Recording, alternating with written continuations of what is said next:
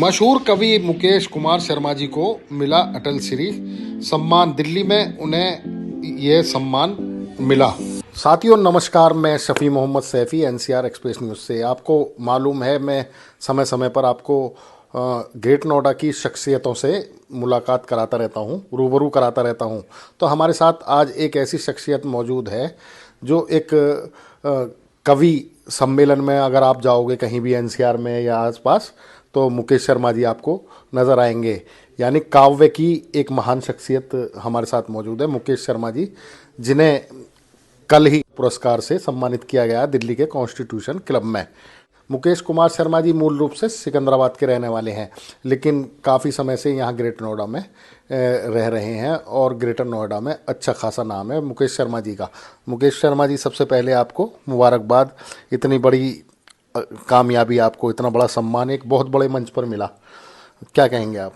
धन्यवाद सैफी जी। आप सबको पहले मेरा प्रणाम, नमस्कार, आदाब, शास्त्रीयकाल। और ये मेरा सम्मान नहीं, ये गौतम बुद्ध नगर में रहने वाले हर व्यक्ति का सम्मान है, सिकंदराबाद का सम्मान है। मैं तो कोशिश करता हूँ, क्योंकि व्यक्ति को जब संसार में पैदा हुआ है तो उसे दो काम तो करने ही चाहिए कि या तो ऐसा लिखो कि लोग पढ़ें, या ऐसे काम करो कि लोग लिखें। तो मैं कोशिश करता हूँ इन्हीं दोनों कार्यों पे करने के लिए। मैं सारे सामाजिक संगठनों से भी जुड़ा रहता हूँ, साथ साथ समय समय पर अपने काव्य पाठ भी करता रहता हूँ।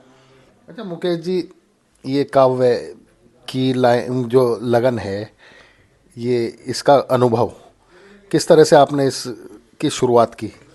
देखिए सैफी साहब, मेरे बड़े भाई थे नंद किशोर किशोर।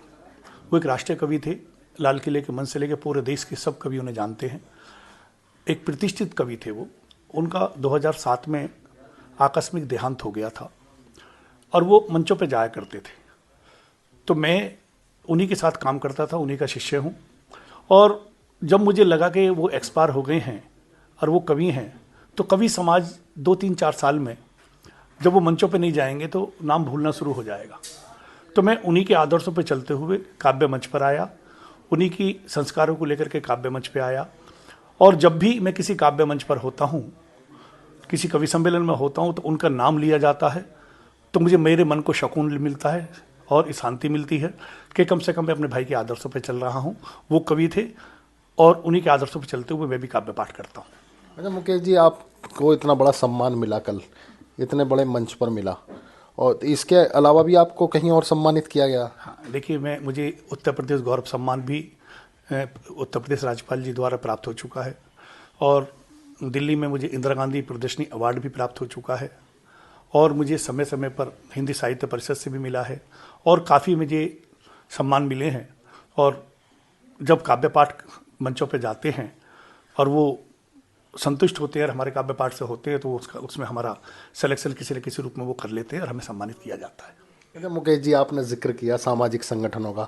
मैं भी ग्रेट नोएडा में सब जगह जाता हूँ कार्यक्रमों में, आप खासी नज़र आते हैं सामाजिक संगठनों के कार्यक्रमों में। धार्मिक कार्यक्रम होते हैं, रामलीला वगैरह, इनमें सब में नज़र आते हैं। तो किन किन सामाजिक संगठनों से आप जुड़े हैं? देखिए, मैं ग्रेटर नोएडा के अंदर रामलीला कमेटी का सचिव हूँ, जो पिछले 21 साल से मैं उसमें हूँ, और रोटरी क्लब का मैं उपाध्यक्ष हूँ आज की डेट में, और उसके अलावा मैं सचिव भी रह चुका हूँ, और मोक्ष धाम का भी सचिव हूँ, और किशोर मेमोरियल ट्रस्ट जो हमारा है उसका मैं ट्रस्टी हूँ। और यहाँ जितनी भी संस्थाएं हैं, चाहे वो किसी रूप में हों, मैं सब में भागीदार बन के काम करना चाहता हूँ। ऐसा नहीं कि पद से ही काम किया जाए, क्योंकि समाज ने आपको बहुत कुछ दिया है, तो आपकी मॉरल ड्यूटी बनती है उस समाज के अंदर कुछ अपना आप भी योगदान करके उसे लौटाएं। अच्छा मुकेश जी, आपकी इतनी बड़ी कामयाबी, क्या ये आपको पुरस्कार मिल चुके हैं? आपने बताया राज्यपाल जी द्वारा भी सम्मानित किया गया दिल्ली के मंच पर भी। तो यंग जनरेशन के लिए क्या खास मैसेज है आपका?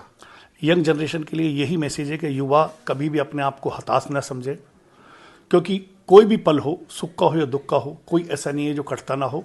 केवल उस समय आपकी विल पावर क्या रही है, और आप कभी हताश ना हो, क्योंकि दुनिया का कोई ऐसा पल नहीं है जो कटता ना हो। कि पल पल तरसे थे जिस पल के लिए, वो पल भी आता है कुछ पल के लिए। सोचते हैं उस पल को रोक ले हर पल के लिए, मगर वो पल भी ना रुकता है एक पल के लिए।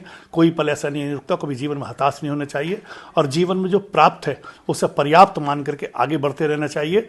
और मंजिल मिले ना मिले ये अलग बात है, कोशिश ना करें ये तो गलत बात है। अच्छा मुकेश जी, आप काव्य से जुड़े हैं, कोई आपकी कोई बेहतरीन सी, या आप बता रहे थे आपके गुरु हैं, उनकी कोई दो चार पंक्तियां हमारे जो दर्शक हैं एनसीआर एक्सप्रेस न्यूज़ के, वो भी सुने आपके ज़रिए से। देखिए, उन्होंने हमें मानवता फूट फूट के भरी।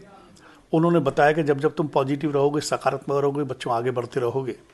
और उन्होंने सिखाया भी कि तुम जलो हम जलें एक रोशनी के लिए, 100 सितम भी सहें चांदनी के लिए, जिंदगी के लिए सांस लेते हैं सभी, चंद सांसें तो लो आदमी के लिए, चंद सांसें तो लो आदमी के लिए। और एक उनका एक मुक्तक है जो बहुत ही पसंद किया जाता है कि जिंदगी जिंदा है सिर्फ कफन के लिए, और कफन है अगन के लिए या दफन के लिए, यारो जियो फ़कत उम्र के 4 दिन, 2 कलम के लिए 2 वतन के लिए, 2 कलम के लिए 2 वतन के लिए। बहुत बहुत मुबारकबाद आपको मुकेश कुमार। धन्यवाद, धन्यवाद आपको, आप आए, आपका स्वागत हुआ। साथियों, हमने आपकी मुलाकात कराई मुकेश शर्मा जी से, जिन्हें कल ही पुरस्कार मिला है अटल श्री सम्मान। इसके अलावा राज्यपाल उत्तर प्रदेश जी द्वारा भी इन्हें सम्मानित किया गया है। कई पुरस्कार मिले हैं। तो एक काव्य के नाम में ग्रेट नोएडा में एक बड़ी शख्सियत हैं। आप कहीं भी कवि सम्मेलन में देखेंगे तो मुकेश कुमार शर्मा जी आपको नज़र आएंगे। उन्होंने बताया कि इनके गुरु हैं, इनके भाई हैं, उनकी वजह से इन्हें इसकी प्रेरणा मिली और बड़े बड़े मंच पर नज़र आते हैं। मुकेश कुमार शर्मा जी जो मूल रूप से सिकंदराबाद के रहने वाले हैं, फिलहाल ग्रेट नोएडा में रह रहे हैं। साथियों, आपने ये वीडियो देखा, हम समय समय पर बड़ी बड़ी शख्सियतों से आपका और परिचय कराते हैं।